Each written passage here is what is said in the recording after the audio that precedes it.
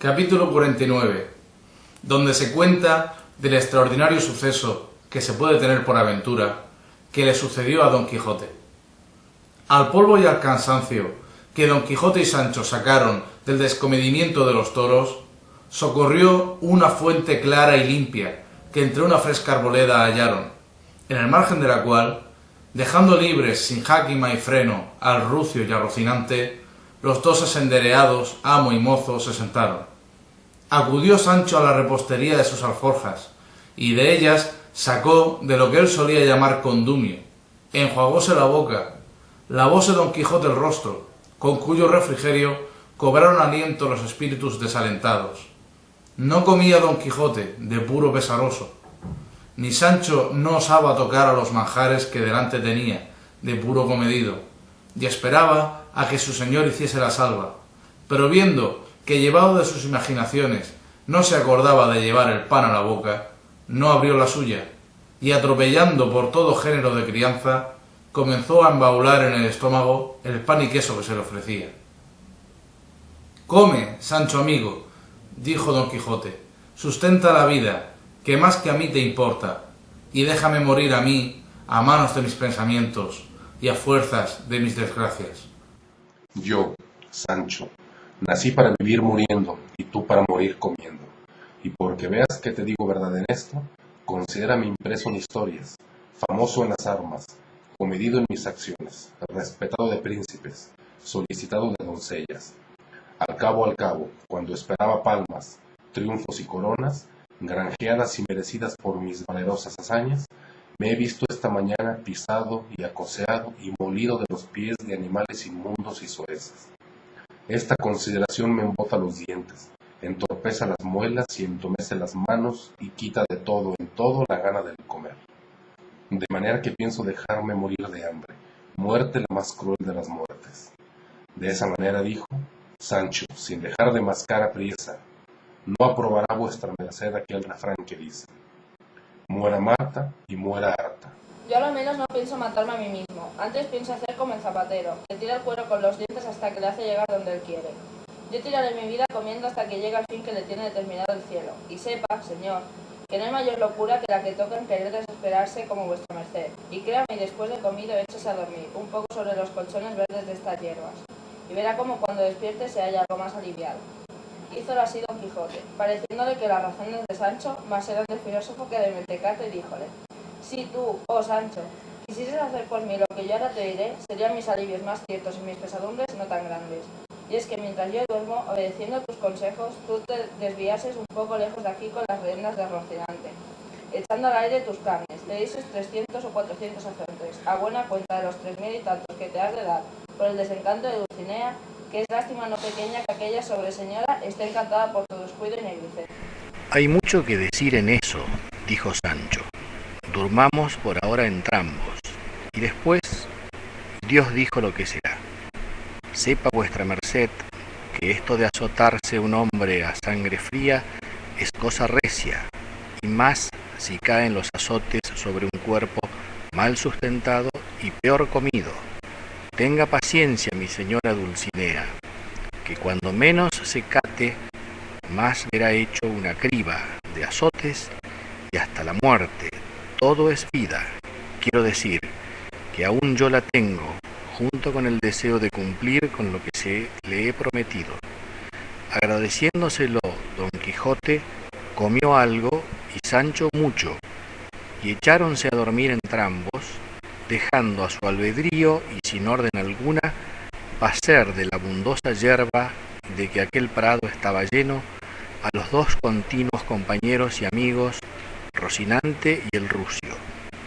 Despertaron algo tarde, volvieron a subir y a seguir su camino, dándose priesa para llegar a una venta que al parecer una legua de allí se descubría. Digo que era venta porque Don Quijote la llamó así, fuera del uso que tenía de llamar a todas las ventas castillos. Llegaron pues a ella. Preguntaron al huésped si había posada. Fuele respondido que sí, con toda la comodidad y regalo que pudiera hallar en Zaragoza. Apeáronse y recogió Sancho su repostería en un aposento de quien el huésped le dio la llave. llevó las bestias a la caballeriza, echóle sus piensos, salió a ver lo que Don Quijote, que estaba sentado sobre un poyo, le mandaba, dando particulares gracias al cielo de que a su amo no le hubiese parecido castillo aquella venta. Llegóse la hora del cenar, recogiéronse a su estancia. Preguntó Sancho al huésped que qué tenía para darles de cenar, a lo que el huésped respondió que su boca sería medida, y, así, que pidiese lo que quisiese, que de las pajaricas del aire, de las aves de la tierra y de los pescados del mar, estaba proveída aquella venta. No es menester tanto, respondió Sancho, que con un par de pollos que nos hacen, tendremos lo suficiente, porque mi señor es delicado y come poco, y yo no soy tragantón en demasía. Respondió el huésped, que no tenía pollo, porque los milanos los tenían asolados. Pues mande el señor huésped, dijo Sancho, asar una polla que sea tierna. Polla, mi padre, respondió el huésped. En verdad que envié ayer a la ciudad a vender más de 50, pero fuera de pollas, pida vuestra merced lo que quisiere. De esa manera, dijo Sancho, no faltará ternera o cabrito.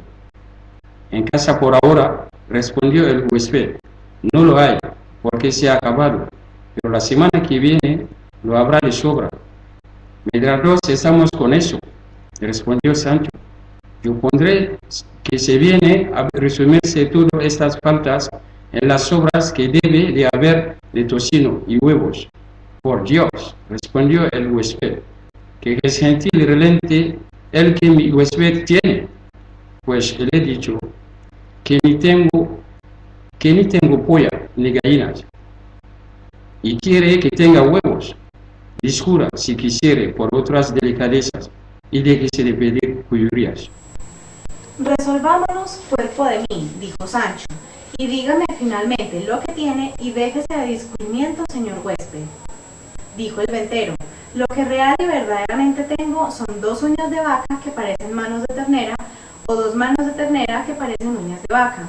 Están cocidas con sus garbanzos, cebollas y tocino, y la hora de ahora están diciendo, cómeme, cómeme. Por mías las marco desde aquí, dijo Sancho, y nadie las toque, que yo las pagaré mejor que otro, porque para mí ninguna otra cosa pudiera esperar de más gusto y no se me daría nada que fuesen manos como que fuesen uñas. Nadie las tocará, dijo el ventero, porque otros huéspedes que tengo, de puro principales, traen consigo cocinero, despensero y repostería. Si por principales va, dijo Sancho, ninguno más que mi amo, pero el oficio que él trae no permite despensas ni botillerías. Ahí nos tendemos en mitad de un prado y nos hartamos de bellotas o de nísperos. Esta fue la plática que Sancho tuvo con el ventero, sin querer Sancho pasar adelante en responderle, que ya le había preguntado qué oficio o qué ejercicio era el de su amo. Llegóse, pues, la hora del cenar, recogióse a su estancia Don Quijote, trujo el huésped la olla, así como estaba, y sentóse a cenar muy de propósito.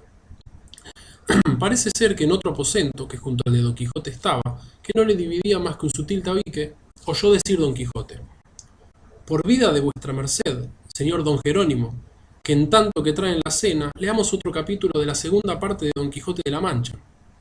Apenas oyó su nombre Don Quijote, cuando se puso en pie, y con oído alerto, escuchó lo que de él trataban, y oyó que el tal don Jerónimo referido respondió: ¿para qué quiere vuestra merced, señor don Juan, que leamos estos disparates? Si el que hubiere leído la primera parte de la historia de Don Quijote de la Mancha, no es posible que pueda tener gusto en leer esta segunda. Con todo eso, dijo el don Juan, será bien leerla, pues no hay libro tan malo que no tenga alguna cosa buena. Lo que a mí en este más desplace es que pinta Don Quijote ya desenamorado de Dulcinea del Toboso. Oyendo lo cual Don Quijote, lleno de ira y de despecho, alzó la voz y dijo: quienquiera que dijere que Don Quijote de la Mancha ha olvidado, ni puede olvidar a Dulcinea del Toboso, yo le haré entender con armas iguales que va muy lejos de la verdad, porque la sin par Dulcinea del Toboso ni puede ser olvidada, ni en Don Quijote puede caber olvido. Su blasón es la firmeza y su profesión, el guardarla con suavidad y sin hacerse fuerza alguna. ¿Quién es el que nos responde? Respondieron del otro aposento. ¿Quién ha de ser? Respondió Sancho, sino el mismo Don Quijote de la Mancha, que hará bueno cuanto ha dicho y aun cuanto dijere. ¿Que al buen pagador no le duelen prendas? Apenas hubo dicho esto Sancho, cuando entraron por la puerta de su aposento dos caballeros, que tales lo parecían, y uno de ellos, echando los brazos al cuello de Don Quijote, le dijo: Ni vuestra presencia puede desmentir vuestro nombre, ni vuestro nombre puede no acreditar vuestra presencia. Sin duda vos, señor, sois el verdadero Don Quijote de la Mancha, norte y lucero de la andante caballería, a despecho y pesar del que ha querido usurpar vuestro nombre y aniquilar vuestras hazañas, como lo ha hecho el autor de este libro que aquí os entrego. Y poniendo un libro en las manos que traía su compañero, le tomó Don Quijote y sin responder palabra comenzó a hojearle, y de allí a un poco se le volvió diciendo: En esto poco que he visto he hallado tres cosas en este autor dignas de reprensión. La primera es algunas palabras que he leído en el prólogo. La otra, que el lenguaje es aragonés, porque tal vez escribe sin artículos. Y la tercera, que más le confirma por ignorante, es que yerra y se desvía de la verdad en lo más principal de la historia, porque aquí dice que la mujer de Sancho Panza, mi escudero, se llama Mari Gutiérrez, y no llama tal, sino Teresa Panza, y que en esta parte tan principal yerra, bien se podrá temer que yerra en todas las demás de la historia. A esto dijo Sancho: Donosa cosa de historiador. Por cierto, bien debe de estar el cuento de nuestros sucesos, pues llama a Teresa Panza, mi mujer, Mari Gutiérrez. Torné a tomar el libro, señor, y mire si ando yo por ahí y si me ha mudado el nombre. Por lo que he oído hablar, amigo, dijo don Jerónimo, sin duda debéis de ser Sancho Panza, el escudero del señor Don Quijote. Sí soy, respondió Sancho, y me precio de ello. Pues a fe, dijo el caballero, que no os trata este autor moderno con la limpieza que en vuestra persona se muestra, pintaos, comedor y simple y no nada gracioso, y muy otro del Sancho que en la primera parte de la historia de vuestro amo se describe. Dios se lo perdone, dijo Sancho. Dejárame en mi rincón sin acordarse de mí, porque quien las sabe las tañe, y bien se está San Pedro en Roma. Los dos caballeros pidieron a Don Quijote se pasase a su estancia a cenar con ellos, que bien sabían que en aquella venta no había cosas pertenecientes para su persona. Don Quijote, que siempre fue comedido, condescendió con su demanda y cenó con ellos. Quedóse Sancho con la olla con mero mixto imperio, sentóse en cabecera de mesa, y con él el ventero, que no menos que Sancho estaba de sus manos y de sus uñas aficionado.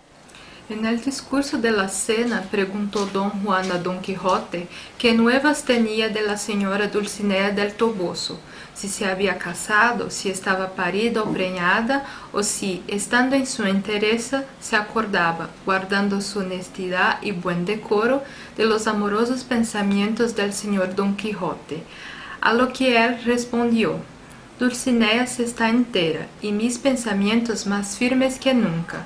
Las correspondencias en su sequedad antigua, su hermosura, en la de una suez labradora transformada. Y luego les fue contando punto por punto el encanto de la señora Dulcinea y lo que le había sucedido en la cueva de Montesinos, con la orden que el sabio Merlín le había dado para desencantarla, que fue la de los azotes de Sancho. Sumo fue el contento que los dos caballeros recibieron de oír contar a Don Quijote los extraños sucesos de su historia, y así quedaron admirados de sus disparates como del elegante modo con que los contaba. Aquí le tenían por discreto y ahí se les deslizaba por mentecato, sin saber determinarse qué grado le darían entre la discreción y la locura. Acabó de cenar Sancho, y dejando hecho X al ventero, se pasó a la estancia de su amo, y en entrando dijo: Que me maten, señores, si el autor de este libro que vuesas mercedes tienen no quiere que comamos buenas migas juntos. Yo querría que, ya que me llaman comilón, como vuesas mercedes dicen, no me llamase también borracho. Sí llama, dijo don Jerónimo, pero no me acuerdo en qué manera, aunque sé que son malsonantes las razones, y además mentirosas, según yo echo de ver en la fisonomía del buen Sancho que está presente. Créanme vuesas mercedes, dijo Sancho, que el Sancho y el Don Quijote de esa historia deben ser otros que los que andan en aquella que compuso Cide Hamete Benengeli, que somos nosotros, mi amo, valiente, discreto y enamorado, y yo, simple gracioso y no comedor ni borracho. Yo sí lo creo, dijo don Juan, y si fuera posible, sabía de mandar que ninguno fuera osado a tratar de las cosas del gran Don Quijote, si no fuese Cidiamete, su primer autor, bien así como mandó Alejandro que ninguno fuese osado a retratarle sino a Peles. Retrátame el que quisiere, dijo Don Quijote, pero no me maltrate, que muchas veces suele caerse la paciencia cuando la cargan de injurias. Ninguna, dijo don Juan, se le puede hacer al señor Don Quijote de quien él no se pueda vengar, si no la repare en el escudo de su paciencia, que a mi parecer es fuerte y grande. En estas y otras pláticas se pasó gran parte de la noche, y aunque don Juan quisiera que Don Quijote leyera más del libro, por ver lo que distancaba, no lo pudieron acabar con él, diciendo que él lo daba por leído y lo confirmaba por todo necio, y que no quería, si acaso llegase a noticia de su autor, que le había tenido en sus manos, se alegrase con pensar que le había leído, pues de las cosas obscenas y torpes los pensamientos han de apartar, cuanto más los ojos. Preguntáronle que a dónde llevaba determinado su viaje. Respondió que a Zaragoza, a hallarse en las justas del Arnes, que en aquella ciudad suelen hacerse todos los años. Díjole don Juan que aquella nueva historia contaba como Don Quijote, sea quien se quisiere. Se había hallado en ella en una sortija falta de invención, pobre de letras, pobrísima de libreas, aunque rica de simplicidades. Por el mismo caso, respondió Don Quijote, no pondré los pies en Zaragoza, y así sacaré a la plaza del mundo la mentira de ese historiador moderno, y echarán de ver las gentes cómo yo no soy el Don Quijote que él dice. Hará muy bien, dijo don Jerónimo, y otras justas hay en Barcelona, donde podrá el señor Don Quijote mostrar su valor. Así lo pienso hacer, dijo Don Quijote, y vuesas mercedes me den licencia, pues ya es hora para irme al lecho, y me tengan y pongan en el número de sus mayores amigos y servidores. Y a mí también, dijo Sancho, quizás seré bueno para algo. Con esto se despidieron, y don Quijote y Sancho se retiraron a su aposento, dejando a don Juan y a don Jerónimo admirados de ver la mezcla que había hecho de su discreción y de su locura. Y verdaderamente creyeron que estos eran los verdaderos Don Quijote y Sancho, y no los que describía su autor aragonés. Madrugó Don Quijote, y dando golpes al tabique del otro aposento, se despidió de sus huéspedes. Pagó Sancho el ventero magníficamente, y aconsejóle que alabase menos la provisión de su venta, o la tuviese más proveída.